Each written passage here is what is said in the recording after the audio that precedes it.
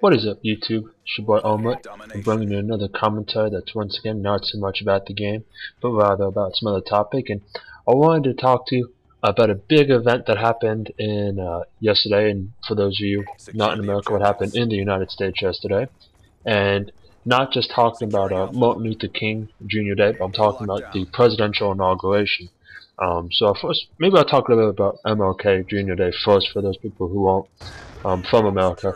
And what MLK Jr. Martin Luther King Jr. Day is all about is it celebrates a very historic African American figure, a black figure, in which he strived and fought for equal rights for blacks in the 70s, 60s, 70s, and he was very influential to getting equal rights, voting rights, ending apartheid, all that stuff in the United States. So every year, in honor of him, we have a whole day and a celebration for him, and it's kind of a way that we look back and think about all that we've come from. Well, we came from a country in which our entire economy and way of life, especially in the South, was based off slavery and this horrible form of cheap labor, to what it is today, equal rights for all, and actually an African American, a black person as president. So it's come a long way, and it's largely in part to the actions, to the teachings, and of Martin Luther King. So we celebrate his, it's not his birthday, but his day on Monday, and it also happened to be the day of the presidential inauguration. Now what that is every 4 years in the United States we elect a brand new president. And then what happens is on the day in which he is sworn in, which by the Constitution the president must be sworn in on the 20th of January 20th of that following year after he gets elected, because all elections are in November between the 5th and the 7th, and then by January 20th he must be elected sworn into office. But seeing as how this year that was actually on a Sunday, they actually held off some of the festivities until Monday, which was the 21st. So you kind of had two swearing-in sessions, once on Sunday in private, so that to comply with our Constitution, and then once again on Monday. And what happens is, for our president, Barack Obama, this is actually his second term in office. He won his first term 4 years ago by beating out John McCain and the vice presidential pick, Sarah Palin. This time around, he won by beating Mitt Romney and Paul Ryan, and this will actually be his last term in office, because in the United States presidents can only serve 2 terms, and that's 2 4-year terms. And I kind of want to talk about, irregardless of political leanings, because in the United States we have 2 major political parties. We have the Democrats and the Republicans. The Republicans are for smaller government, less taxes, and not really high on social reform. Democrats, on the other hand, have the belief that everybody should pay their fair share, and that we should look after the poor and look after the needy and the elderly, even if it costs us a little bit more.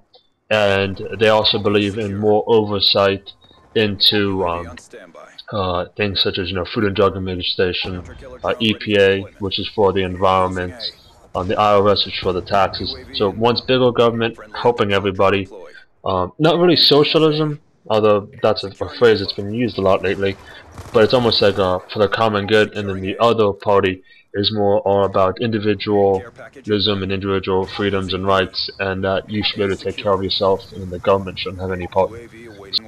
And over the past few electoral cycles, we've cycled back and forth between Democrat, Republican, Democrat. So it was 8 years Democrat, 8 years Republican, now 8 years Democrat. So the American people really haven't quite picked maybe one party that they like better, which is a good thing.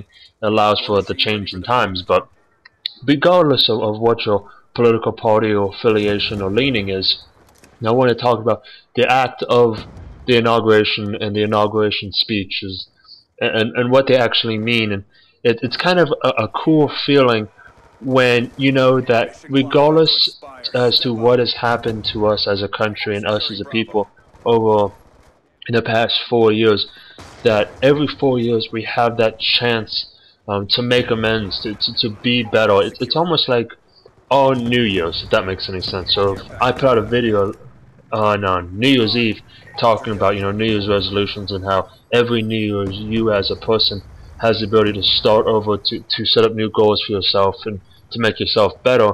And we kind of have that same thing as a country.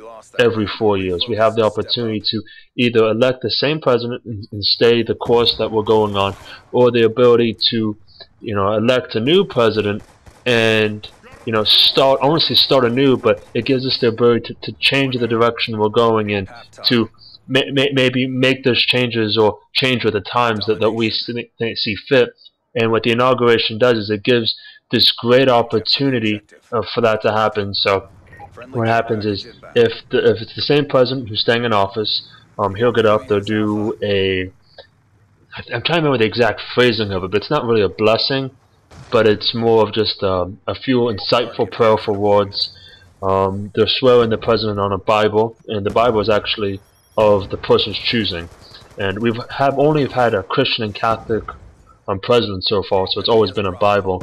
Though I know for senators who aren't Christian or Catholic, they could swear on a Quran or on a Torah. It's really up to the individual.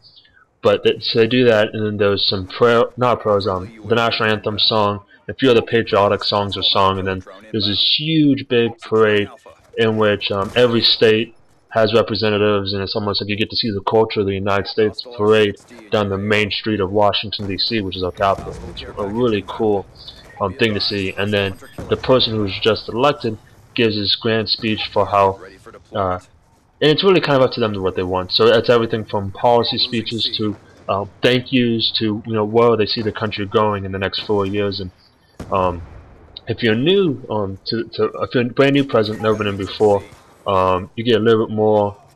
Well, the swearing in is still the same way, but the speech is usually a little bit different, because it's almost now saying, now that I'm your president, this is what I intend to do, more so than what I was elected on. But for the last 2 presidential inaugurations, it's been kind of cool. One, because in the last election, it was the first time the United States has ever elected a black president. So when we looked at his inauguration, there was over 1 million people packed into the Smithsonian Mall. And when I say mall, it's not a mall like you would think.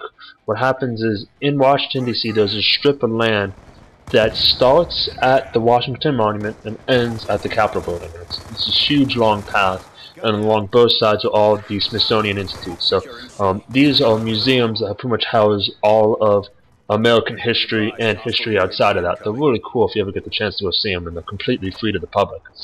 But it's this huge long narrow path, probably about a mile or so long, and people pack in there, and the president is sworn in on the steps of the Capitol building. And to see over 1 million people standing there watching a man get sworn in is really cool. So for the second year in a row, they've had over 1 million people there to see it.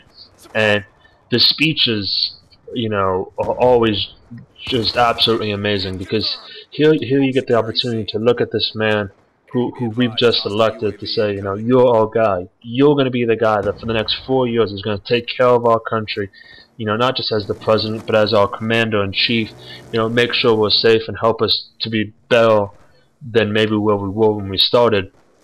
And, so we got that honor again, yesterday, and it's this really cool feeling. I know some people aren't a big fan of listening to speeches because they think they're boring or they're drawn out.